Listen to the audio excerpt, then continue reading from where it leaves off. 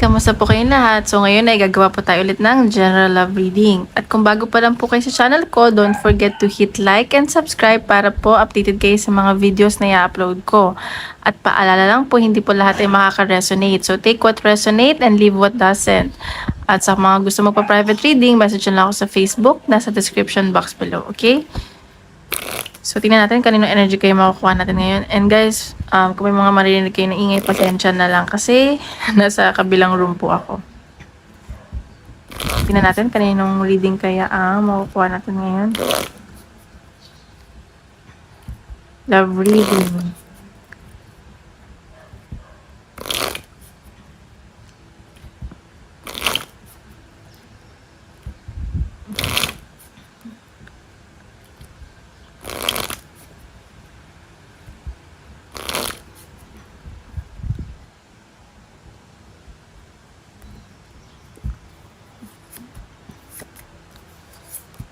Oh, okay. So, nakikita ko dito sa connection ng person mo.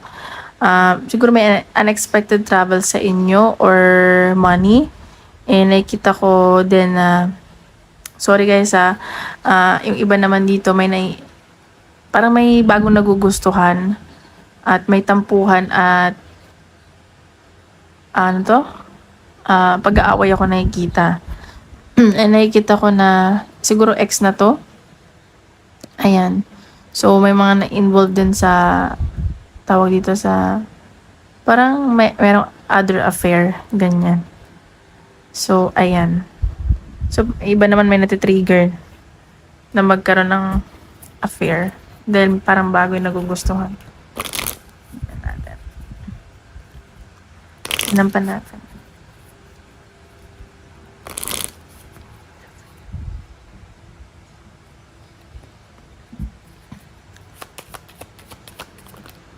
Okay, so ang pinapakita dito, siguro wala nang tiwala sa isa't isa or kailangan magtiwala ka isa't isa ng person nyo. Ayan, so ayan, parang nagdadalawang isip na isa sa inyo kung ano ba tayo, kung magle-let go ba or papatuloy pa rin. So to the point na nagme-meditate na lang kayo, gusto nyo mapag-isa. Nakikita ko naman devoted kayo sa isa't isa. Pero siguro may iba dito na parang parang napapagod na, nasasakal, ganyan. So, tingnan natin. Energy ng person mo.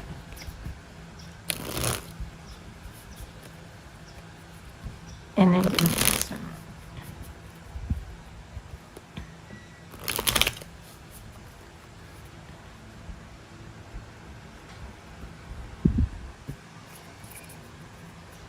Energy ng person mo.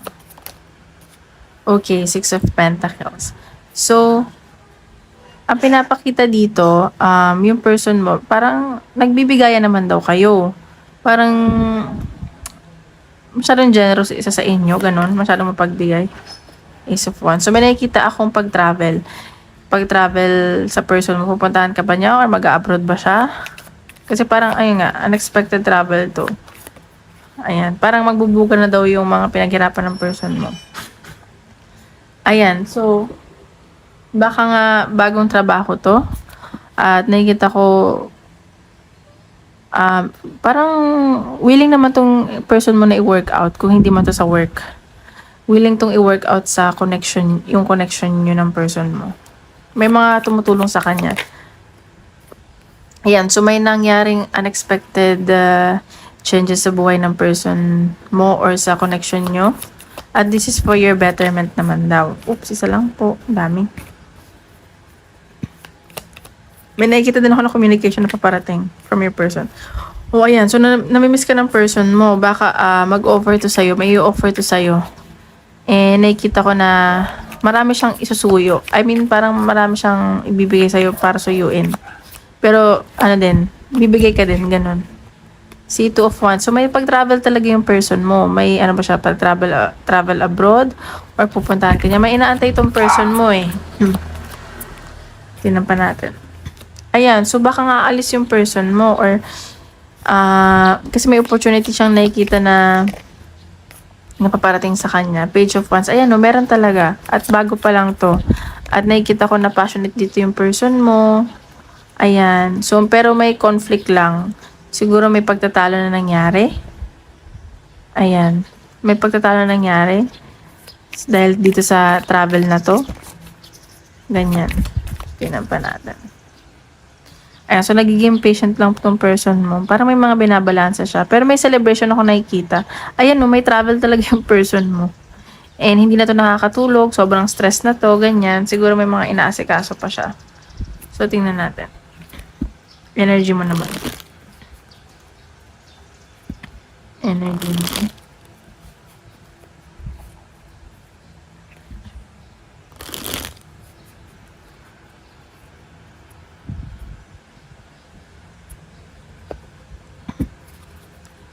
Energy mo.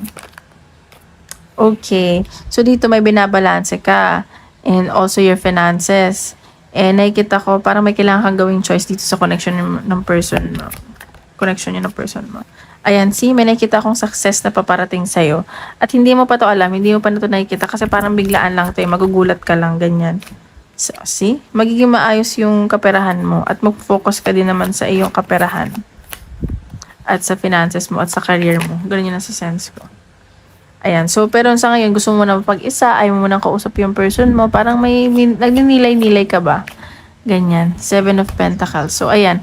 So, nakikita ko na parang anday mo na kasi invest dito sa connection. Time, effort, love, emotions, pera, ganyan. So, parang napapagod ka na. Gusto mo na mapag-isa. Pero yung person mo parang wala lang, ganyan. So, ayan, may paparating na, sa'yo, contentment, magiging masaya ka dito. Tingnan pa natin, latag natin lahat. Para maano ko. Ayan, so, the High Priestess. So, siguro, gagamitin mo yung instinct mo. May mga bago kang gagawin. At ito yung makakapagpasaya sa'yo. Parang ilalabas mo yung mga hidden talents mo.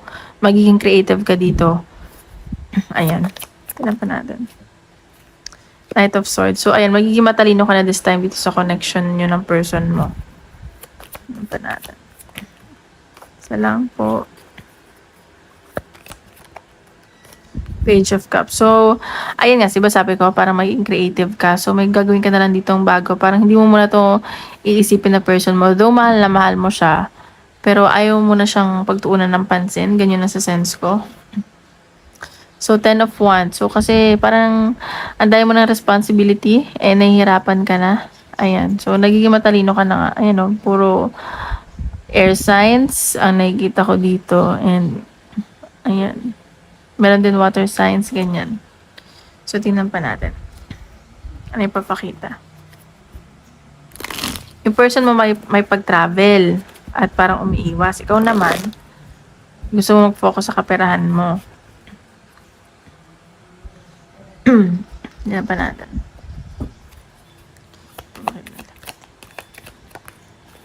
Okay, see? Ayan, so parang nag-iiwasan kayong dalawa. Pero baka may matanggap ka na call. At baka mag-usap din kayo. Kasi sabi ko, may nakita akong communication. Ayan, oh. So, kahit naman pala meron kayong hindi pagkakaunawaan, pag-iiwas, or pag-aaway. Ayan, may good time pa rin. Ayan, so passionate kasi talaga kayo sa isa't isa ng person mo. Parang alam mo yun, magnetic attraction. So, isa lang sa inyo kasi may mga insecurities, ang baba ng self-esteem, so parang ayaw na ng second chance. Pero nakikita ko naman may mga possibilities na maging maayos to. At nakikita ko kasi karmic kayo, so medyo toxic yung relationship nyo. So, tingnan pa natin. Let's see.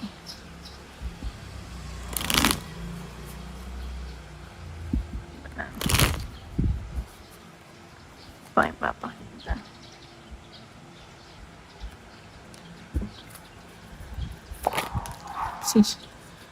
Okay, merit making. So, nakikita ko dito, siguro isa sa inyo na person mo nagdadasal, parang nagpapakabait na lang, ganyan. At lahat naman daw ng ano mo, ng mga pinagdadasal mo, itutupad naman daw yun. Okay? Parang napapakabait na lang iba sa inyo. Ayan, daydream. So, baka may mga iniisip ka dito, baka gusto, yun nga, may pag-travel, baka gusto mo puntahan yung person mo, or ito yung person mo na na nag-iisip na mag-travel. Parang, alam mo yun, optimistic pa rin sa gusto mangyari in the future. Kakasabi ko lang travel. So, baka magkalayo kayo or magta-travel yung person mo or ikaw. Basta sobrang unexpected to. And passionate kayo sa travel na to. So, kumalma ka lang daw. Pero parang bubulag-bulagan ka, magiging awkward ka daw. Pero magiging maayos naman daw yung lahat. Magiging okay naman. Ayan, so baka may mga anak kayo or baka magkaroon kayo ng anak pag nagkita kayo. Ayan, so tingnan pa natin. Advice.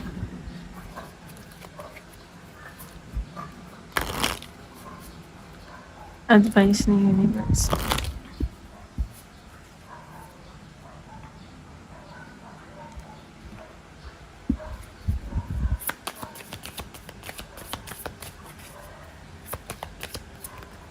Okay. Universe, we're all just stardust. So, sinasabi dito na maging mabuti ka lang din kasi alam mo yun, parang kung saan man tayo nagmula, dun din tayo babagsak. So, alam mo yun, just be kind and trust the universe. Kung para sa'yo ay para sa'yo. Kung hindi naman, hindi. Pwede ka rin mag-wish, malay mo manifest. Pero kung para sa'yo, para sa'yo. Don't be afraid to sing. So, sinasabi dito na huwag ka daw matakot na mag-voice out sa mga nararamdaman mo. Pero, alam mo yun, there's also a limitations. Ayan, release your guilt. So, kung naging guilty ka man kayo, i-release mo na yan. So, ayan. So, tingnan pa natin sa career. Guys, kung hindi pa kayo nagla-like and subscribe, please don't forget to hit like and subscribe, okay? At kung gusto niyo po private reading, message nyo lang ako sa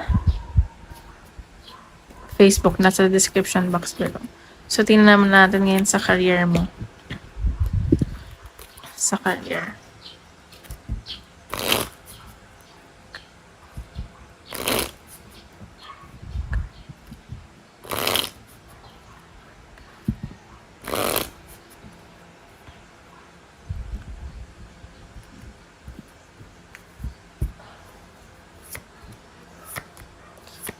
Okay, sa nakikita ko dito, may iba dito parang nagkakasakit na, pero alam mo yun, okay naman, hindi naman yung sakit na sakit, pero alam mo yun, parang siguro ubot sipon, papagod na sa trabaho, pero nakikita ko na strong ka pa din, at nakikita ko na ayos naman yung kaperahan mo. Ayan, may nakikita akong travel sa'yo, at magiging maganda daw ang pera mo doon. Parang wala ka na masyadong kakausapin sa sobrang busy mo, ganyan. Marami kang matatagpuan new friends, ganyan, ayan. So, may nasa-sense din ako na LGBTQ. Ayan. So, tingnan pa natin sa career.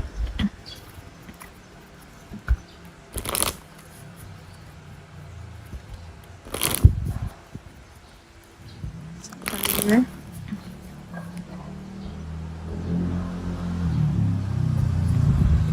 Sa career.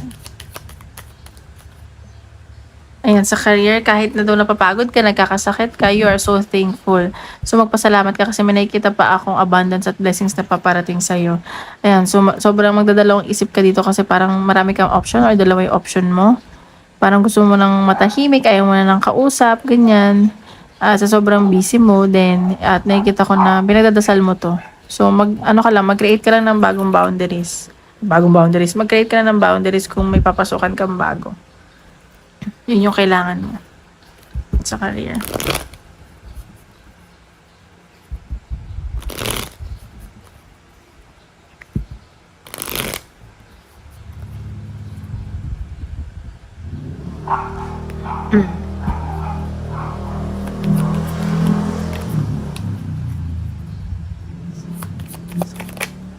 Okay, sa career. So, ayan, sa career mo magiging busy ka nga. Marami kang katulong, like, marami kayong teamwork, ganyan. Marami kayong gagawin at may mga katuwang, ganyan. The Hermit.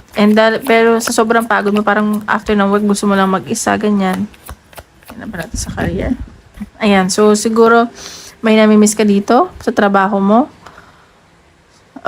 Anak or pet, ganyan. Or ginagawa mo itong trabaho, at trabaho na ito, nagpapakasipag ka para sa pamilya mo. At may nakikita din akong celebration. Ayan, so may pag-travel din. Siguro bago to. Ganyan, parang ano to, parang biglang pagbabago to sa life mo. Ayan, nag-aantay ka lang naman. So, pero maganda naman nakikita ko. So, tingnan pa natin. Or baka pag alis mo, may mamimiss ka sa sobrang busy mo. Ganyan, mamimiss mo yung family mo. Ay, ano ba to? Ba't ito kinok? Sorry, mali.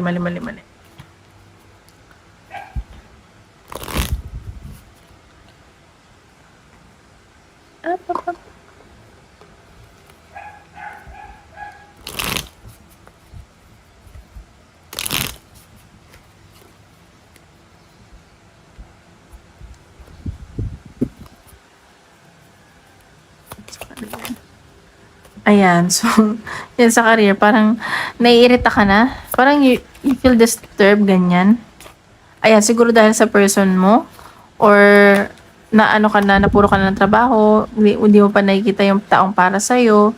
Ayan, parang nagdi-daydream ka na dito. May inaantay ka talagang pag-travel. Baka sa water to, ayan. Ayan, so, huwag ka daw mag-alala. Mag-ano ka lang. Minsan parang gusto mo na lang din matulog, ganyan. Kasi parang ang dami pang conflict, hindi na din okay yung finances mo, parang nai-scam ka pa. Pero huwag ka daw mag-alala kasi magiging maayos naman daw yung lahat. Sobrang busy mo ba? Ganyan. So, tingnan pa natin. Parang ganito, parang sobrang kabisihan mo, wala ka ng love life. Ganon. So, tingnan pa natin. Parang minsan gusto mo lang yung may mag-aalaga sa'yo, mag-aalala sa'yo, ganyan. Far away places. O far away places, get ready for new horizon. So, pinapakita ka dito may pag-travel nga sa'yo at magiging busy ka nga doon. Marami kang gagawin, marami kang responsibilities. And this is for you kasi parang bago talaga to eh. Clear the past and heal the present. So, sinasabi dito, kalimutan mo na daw yung mga nakaraan, yung mga dati mong sigurong work, ganyan. Kasi, bago na itong binibigay sa'yo ni universe. Ayan. So, ang ganda naman ng reading ngayon kahit medyo sad kayo or pagod. So, tingnan naman natin. Isip kayo ng tanong. Tingnan natin kung ano ang sasagot ni universe inyong mga tanong.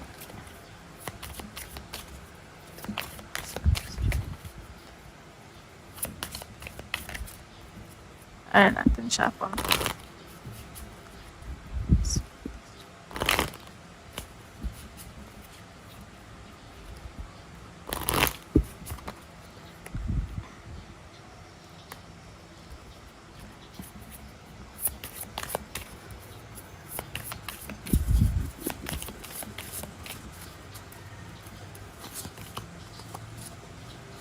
O hindi pa, unlikely daw, compromise. So, may mga kailangan ka pa sigurong ayusin, i-compromise, pero may mga ano naman daw, big happy changes. Ayan. So, ayun. Tingnan pa natin, ayan. So, ayan guys, tomorrow ulit. Maraming salamat po.